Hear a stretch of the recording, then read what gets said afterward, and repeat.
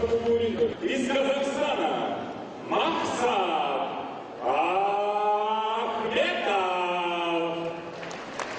В синем углу ринга из Санкт-Петербурга Адлан Амаков.